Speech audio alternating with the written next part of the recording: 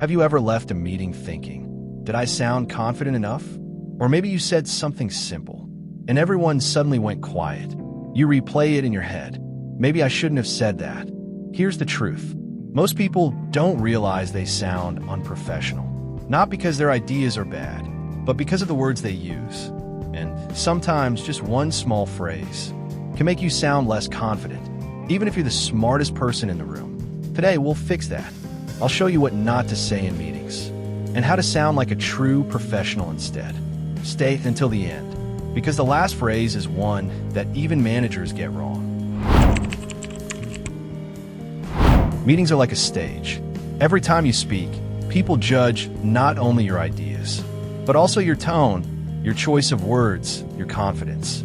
You could have the best idea in the company, but if you say it with hesitation, people might ignore it. In the business world, how you say things often matters more than what you say. Imagine two people saying the same thing. Person A, I think maybe we could try this approach. Person B, let's try this approach. It could help us increase results. Same idea, different impact. The second one sounds confident, clear, and professional. And that's what we're going to train today. How to sound like person B. Common mistake number one, I think. The first phrase that kills your confidence is simple. I think. When you start every sentence with I think, you sound unsure, even if your idea is strong. Instead, use phrases that show confidence. I suggest.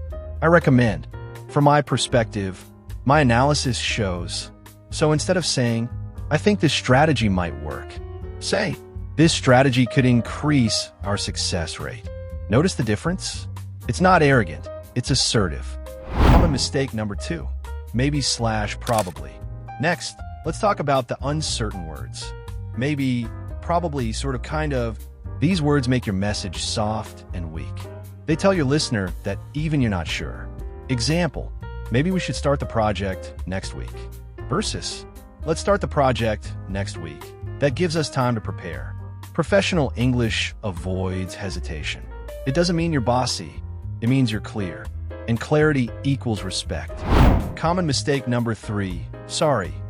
We all say sorry too often, especially in meetings. Sorry, can I just say something? Sorry, I just wanted to add. But when you apologize before you speak, you lower your status, even when you didn't do anything wrong. Instead, replace it with confidence. Can I add something? I'd like to share a point. Let me build on that idea. Save sorry for real mistakes, not for your opinion. Explain the deeper problem. Now, here's the secret. The problem isn't just the words. It's the mindset behind them. We use weak phrases because we want to sound polite, but politeness doesn't mean weakness. You can be respectful and still sound powerful. The best speakers know how to balance both. They speak with warmth, but also with structure and confidence. That's what makes them sound professional. The real lesson, here's how you can apply this starting today. 1. Record yourself. Speak about a topic for 1 minute. Then listen. Count how many times you said I think, maybe, sorry. 2. Rewrite those sentences using confident phrases. Replace I think with I believe or my view is. Replace maybe with we can. Replace sorry with excuse me. Can I add? 3. Practice in real meetings. Confidence grows with repetition, not perfection. Every meeting is a small performance, and your voice is your brand. Bonus tips, sound professional instantly. Here are quick replacements that make a huge difference.